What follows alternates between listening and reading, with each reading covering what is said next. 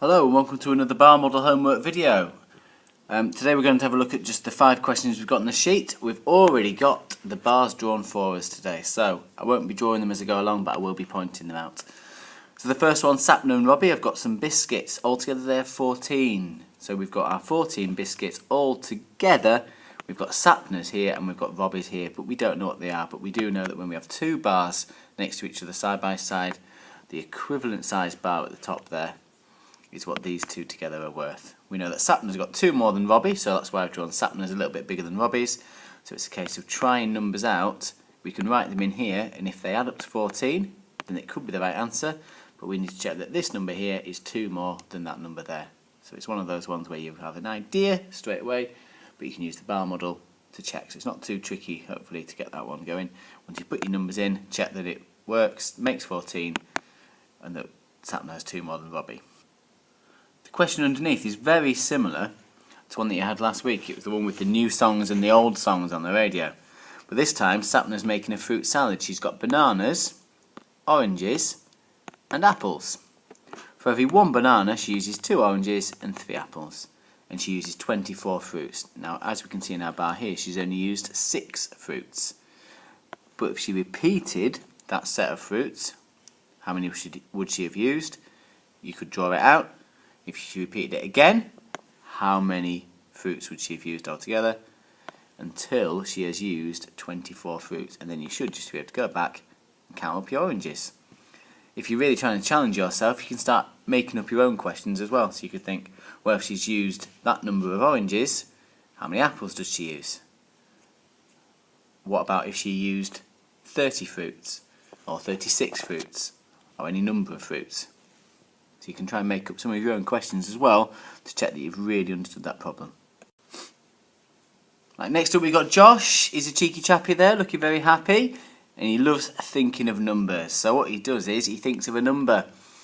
We don't know what that number is, but we're going to draw it in a box with a question mark in. Then he adds 4 to it, and he gets obviously another number then, but we still don't know what that is. So this one, instead of doing it with a question mark, I've done it with a B, so that I don't get muddled up, because these 2 numbers are very different.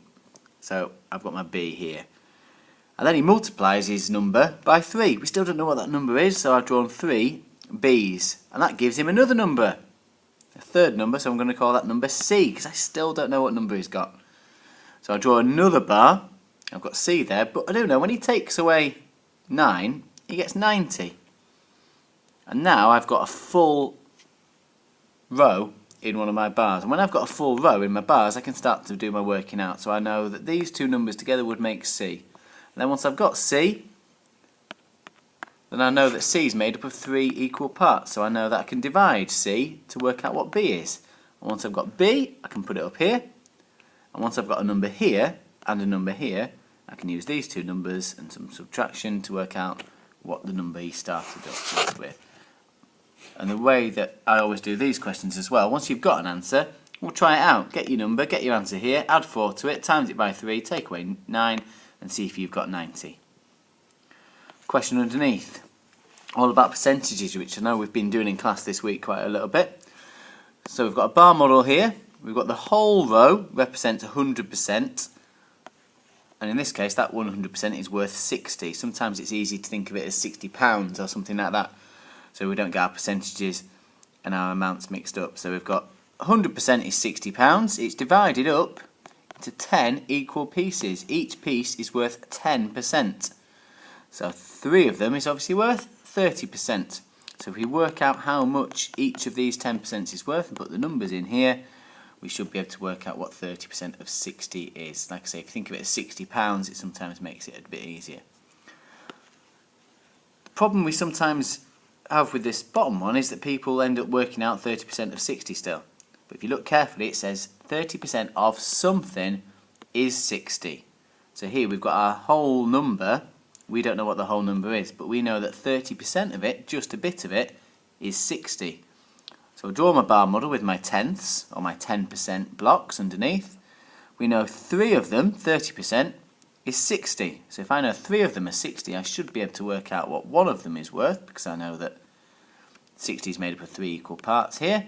And once I work out what 1 of them is worth, I should be able to work out what the whole is, because I know that each one of these is the same amount.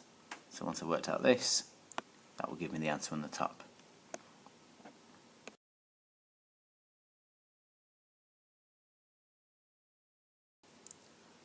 Right, now on to our final problem. We've got a bar model here, which looks very much like a fraction wall, because that's pretty much what it is if you've seen the fraction walls before. We've got one hole at the top. Here we've got halves because it's in 2 pieces. Here we've then split it into 4 equal pieces, so they're quarters. We've got fifths next. Then we've split each fifth into 2 pieces. That makes tenths, and then I've tried to split, although it doesn't look particularly even, but it's as even as we need it to be, my tenths. We've split them again in half, that gives us 20ths. So I could simply do a little bit of shading, and I should be able to then work out which of those is the smallest by using this. So I'll start off, if I've got 3/4, there we go, and then I can do 3/5. Now is 3/5 going to be bigger or smaller than 3/4? Should be able to see quite easily that 3/5 is smaller. Another way you can obviously do this, without necessarily using the bar, although the bar could be handy to check, is think about turning them into a common denominator. So the easiest way to turn this into a common denominator, I think, would be to turn each one into 20ths. So 3/4 is going to be how many 20ths? So multiply the denominator by 5, do the same to the numerator. That will give me 15/20ths. Now you do that with each of the other fractions that we've got.